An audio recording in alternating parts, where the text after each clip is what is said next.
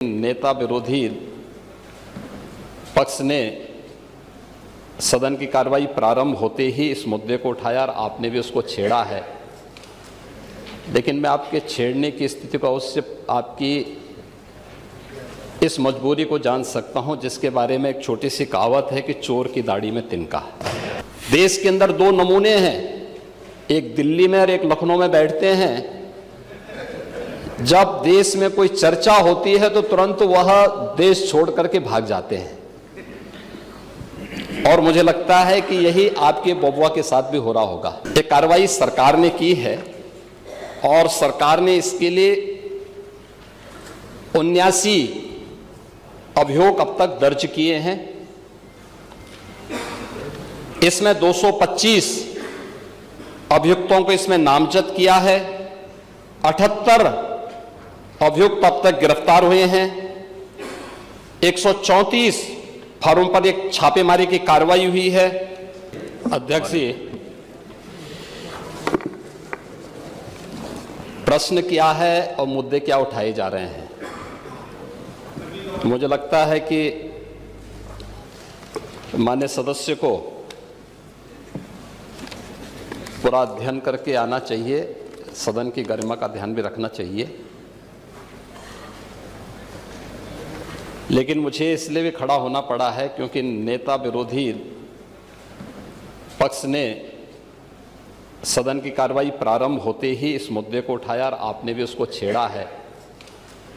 लेकिन मैं आपके छेड़ने की स्थिति का उससे आपकी इस मजबूरी को जान सकता हूं, जिसके बारे में एक छोटी सी कहावत है कि चोर की दाढ़ी में तिनका।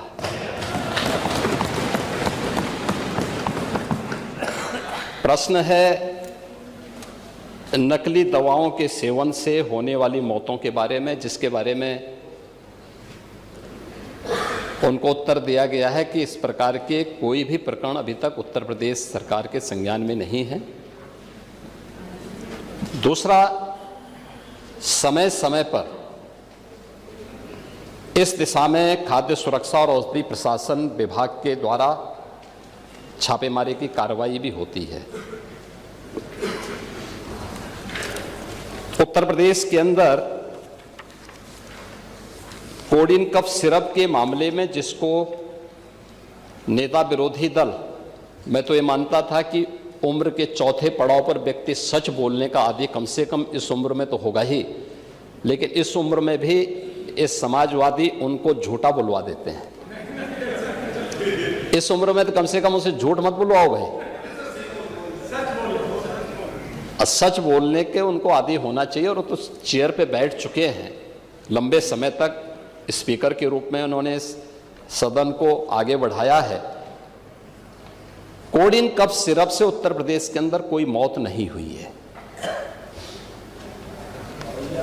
एक। दूसरा, इस मामले में एनडीपीएस के अंतर्गत कार्रवाई होगी। ये उत्तर प्रदेश सरकार इस मामले को कोर्ट में जीती है, उत्तर प्रदेश ने इस मामले को लड़ा है। तीसरा, उत्तर प्रदेश में इसका जो सबसे बड़ा होलसेलर, जो बड़े होलसेलर हैं, जिसको सबसे पहले एसटीएफ ने पकड़ा था 2016 में, उसको लाइसेंस समाजवादी पार्टी ने जारी किया था। जो फोटो रिलीज हो रही है, देश के अंदर दो नमूने हैं, एक दिल्ली में और एक लखनऊ में बैठते हैं। जब देश में कोई चर्चा होती है तो तुरंत वह देश छोड़ करके भाग जाते हैं, और मुझे लगता है कि यही आपके बबुआ के साथ भी हो रहा होगा। वह भी देश से फिर जाएंगे इंग्लैंड की सैर सपाटे में, और आप लोग यहां चिल्लाते रहेंगे। महोदय, कोडिन कफ सिरप का मुद्दा जो इन्होंने उठाया है, मुद्दा था नकली दवाओं के सेवन के कारण होने वाली मौतों का, और उसके बारे में हमने पहले ही बताया है कि नकली दवा के कारण होने वाले मौत के प्रकरण की कोई भी बात अभी तक शासन के संज्ञान में नहीं आई है, और समय समय पर एफएसडीए विभाग इसको लेकर के छापेमारी करती है, कार्रवाई करती है। कंपनियों में भी इस प्रकार की कार्रवाई होती है। यूपी के अंदर कोडीन कफ सिरप,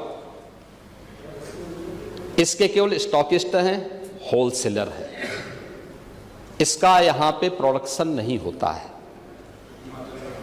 ये मध्य प्रदेश में, हिमाचल में और अन्य राज्यों में होता है। और जो मौत के प्रकरण सामने आए हैं, वे मौत के प्रकरण अन्य राज्यों में आए हैं। जिन राज्यों में आए हैं वह जो भी प्रकरण सामने आए हैं, यह तमिलनाडु में बने हुए एक सिरप के कारण सामने आई है। ये पूरा प्रकरण इलीगल, यानी इसमें एडिटेशन का भी नहीं है, यह इलीगल डाइवर्जन का है। इस डाइवर्जन के माध्यम से इन होलसेलर ने, जिसमें सहारनपुर का भी है, गाजियाबाद का भी है, वाराणसी का भी है, लखनऊ का भी है और कानपुर का भी है, इन लोगों ने इसको उन देशों में पहुंचाया है, उन राज्यों में पहुंचाया है जहां मद्य निषेध है, लेकिन वहां पे नशे के आदी लोगों को इसको लेने की एक आदत सी है, तो वहां पर उसका दुरुपयोग किया गया है। जबकि बिना चिकित्सीय परामर्श के इसका सेवन नहीं हो सकता, खासतौर पर बच्चों के लिए। एडल्ट भी चिकित्सीय परामर्श से इसका सेवन करता है। कौन ऐसा व्यक्ति है जिसने कफ सिरप नहीं लिया? खांसी होती है, हर व्यक्ति लेता है, लेकिन चिकित्सीय परामर्श से उसमें लिखा जाता है। क्योंकि पढ़ाई लिखाई से आप लोगों का कोई वास्ता है नहीं, इसलिए आप लोग हमेशा इस प्रकार की बातें करते हैं।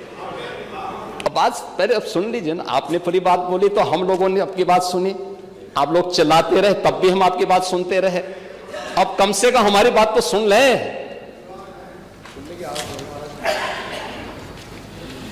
एक कार्रवाई सरकार ने की है और सरकार ने इसके लिए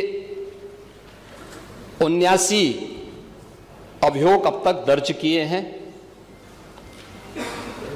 इसमें 225 अभियुक्तों को इसमें नामजद किया है। 78 अभियुक्त अब तक गिरफ्तार हुए हैं। 134 फर्मों पर एक छापेमारी की कार्रवाई हुई है और इसमें अब तक जिन क्षेत्रों में ये आई हुई, अलग अलग राज्यों से जुड़े हुए यह सभी केंद्र हैं। और मुझे लगता है अगर आप इसकी गहराई में जाएंगे तो घूम फिर करके वही मामला है कि वो कहीं ना कहीं कोई ना कोई समाजवादी पार्टी से जुड़ा हुआ नेता या उनसे जुड़ा हुआ कोई ना कोई व्यक्ति उसकी चपेट में आता है। और इलीगल ट्रांजैक्शन भी जो हुआ है वह भी आपकी लोहिया बहाने के एक पदाधिकारी के अकाउंट के माध्यम से हुआ है। एसटीएफ इसकी जांच कर रही है। इस पूरे मामले में हाई कोर्ट से उस पूरे मामले को एनडीपीएस के अंतर्गत इस मामले में मुकदमा चलना चाहिए। ये उत्तर प्रदेश सरकार ने इस लड़ाई को लड़ा है और उसको जीता है और इस मामले में कोई भी अपराधी छूटने नहीं पाएगा। और चिंता मत करिए, समय आने पर बुलडोजर एक्शन भी, उसकी तैयारी भी रहेगी। उस समय चिल्लाना मत करो।